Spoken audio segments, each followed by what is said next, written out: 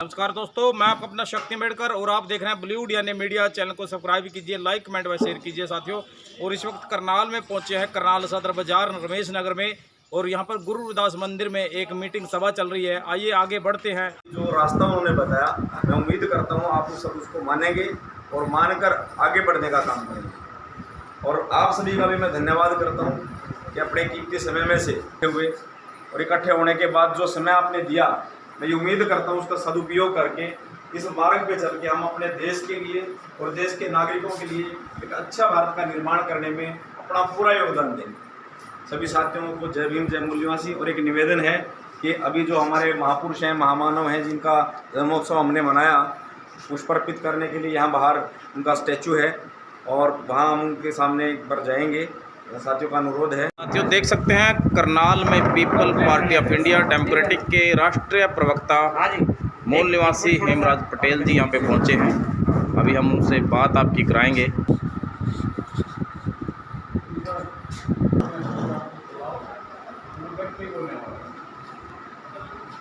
साथियों देख सकते हैं, people party of India democratic मूल निवासी की अभी एक बैठक थी और इसमें राष्ट्रीय प्रवक्ता हेमराज पटेल जी पहुंचे थे। साथ में हरियाणा के प्रदेश अध्यक्ष जो पीपीआईडी पार्टी के प्रदेश अध्यक्ष हैं विनोद कटारिया जी, भाई सुमित चौहान जी, राजकुमार जांगड़ा साथ में मौजूद हैं, और भी कैथल के जिलाध्यक्ष शमशेर सिंह जांगड़ा हैं। और अभी ये लोग बाबा साहब की प्रतिमा पर माल्यार्पण करेंगे।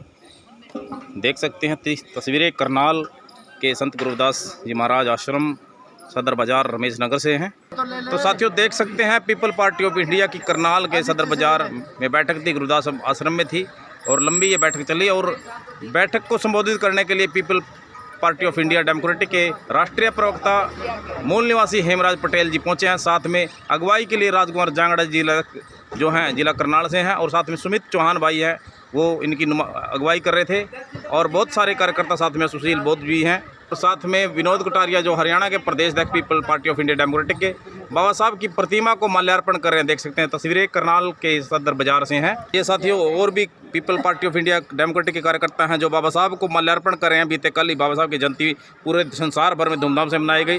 साथ में डॉक्टर रतन कौर जी, शमशेर सिंह जांगड़ा जी, हरदेव सिंह जो कैथल से हैं, और भी तमाम साथी यहाँ पे मौजूद हैं, महात्मा दयादास जी।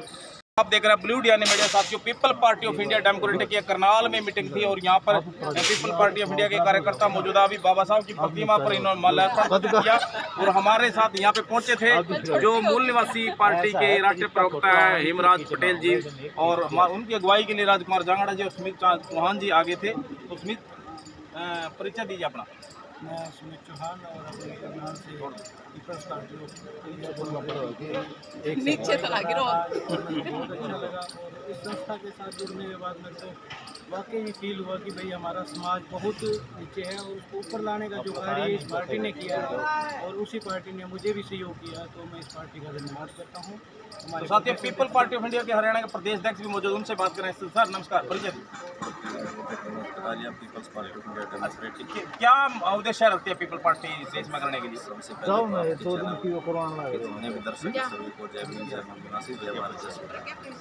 और हम ये उद्देश्य रखते हैं कि पूरे देश को संविधान के अनुसार चलाना चाहिए और आने वाले समय में जो बाबा साहब के विचारों का भारत उसको बढ़ाने के लिए पार्टी को अथक प्रयास कर रही है। दिन रात पूरे देश के अंदर काम कर रही है और संविधान के प्रति लोगों को जागरूक करें, उनके हक और अधिकार उन्हें बता रही है, सरकार के क्या काम उनके लिए हैं, क्या उनको करने चाहिए, उसके लिए दिन रात प्रयास करें। तो साथियों हमारे साथ पीपल पार्टी ऑफ इंडिया के राष्ट्रीय प्रवक्ता हेमराज पटेल जी मूल निवासी भी मौजूद हैं, और आज की ये सभा के मुख्य अतिथि भी बहुत अच्छा संबोधन इन्होंने किया। जी सर नमस्कार। जी नमस्कार। सबसे पहले दर्शकों को परिचय दीजिए अपना। मेरा नाम हेमराज सिंह है, मैं मध्य प्रदेश के रीवा डिस्ट्रिक्ट से हूँ। अच्छा सर, क्या लक्ष्य लेके चली है जो मूल निवासी शब्द है और पीपल पार्टी ऑफ इंडिया है, क्या सोचते, क्या करना चाहते देश में? देखिए ऐसा है, ये देश मूल निवासियों का है। मूल निवासियों की संख्या भी सबसे ज़्यादा है, 90% से ज़्यादा है। और भारत का संविधान ये निर्देश दे रहा है कि सरकार उन्हीं की होनी चाहिए जिनकी संख्या ज़्यादा है, और संख्या के आधार पर नहीं बल्कि विचारों के आधार पर संविधान इस देश में समतावाद, भाईचारे का समाज बनाना चाहता है। इसका मतलब ये है कि सबके साथ समता का व्यवहार हो, उनके साथ न्याय हो, इस सिद्धांत को भारत के संविधान में निर्देशित किया गया है। और संविधान अकेले बाबा साहब ने नहीं बनाया, उनके साथ बहुत बड़ी टीम थी और पूरे समाज का जो दर्शन है वो भारत के संविधान में है। इसीलिए उसमें लिखा गया है हम भारत के लोग। इसका मतलब एक व्यक्ति नहीं है, पूरे भारत के लोग हैं। इसका मतलब भारत के पूरे लोगों की जो भावनाएं हैं, उनका जो दर्द है, उनकी जो संवेदना है, उस संविधान के माध्यम से दूर करने का प्रयास किया गया है। और अभी तक गए 75 साल में भारत का संविधान लागू नहीं होने की वजह से इस देश में, इस देश के नागरिकों के साथ अभी भी समस्याएं बनी हुई हैं। तो ये समस्या दूर हो, इसलिए संविधान के आधार पर भारत का निर्माण हो और संविधान के निर्देशों के अनुसार नियमों का परिपालन हो, ताकि इस देश में जो 4 मानवीय मूल्य हैं, भाईचारा, स्वतंत्रता, समानता और न्याय, ये जो संवैधानिक मूल्य, उसकी प्रतिष्ठा को अवसर मिले।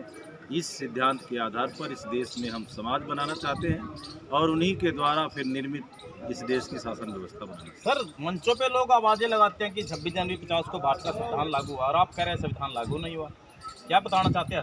देखिए, संविधान लागू होना और फील्ड में लागू होना दोनों अलग बात है। ऑन पेपर तो वो लागू हो गया, लेकिन जो उसके मूल्य हैं संविधान के, अभी तक इस देश में समता स्थापित नहीं हुई, जाति भेद खत्म नहीं हुआ, सब लोगों को समान अवसर नहीं मिले, लोगों का जीवन स्तर नहीं सुधरा, तो कैसे आप कह सकते हैं कि सही मायने में संविधान लागू हुआ है? सही मायने में संविधान लागू होने का मतलब है कि व्यक्ति की गरिमा, राष्ट्र की एकता और अखंडता भी सुरक्षित हो, सुनिश्चित हो और लोगों में भाईचारे का व्यवहार विकसित हो।